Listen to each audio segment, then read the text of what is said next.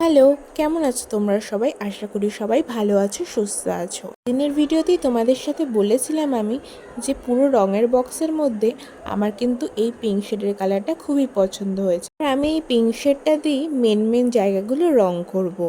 পুরো বক্সের মধ্যে অতগুলো রঙের মধ্যে এই কালারটা যেরকম আমার চোখে সবচেয়ে বেশি লেগেছে, এরকমই পুরো মা লক্ষ্মীকে রং করার পর এই রংটাই যেন সবচেয়ে বেশি সবার চোখে লাগে। এরকমই কিন্তু আমি এখানে করার চেষ্টা করছি। সেই জন্যই চোখের আইশ্যাডো এবং লিপস্টিক হিসেবে আমি এই কালারটাই ইউজ করেছি।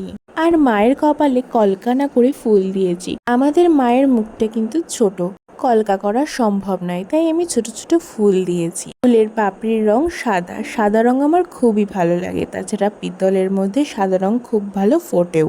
সাদার মধ্যে ওই পিঙ্ক শেডের কালারটা ছোট ছোট ডট দিয়েছি যাতে ওটা আরো বেশি উজ্জ্বল লাগে। শিগগিরই নেক্সট পার্ট আসবে। টাটা।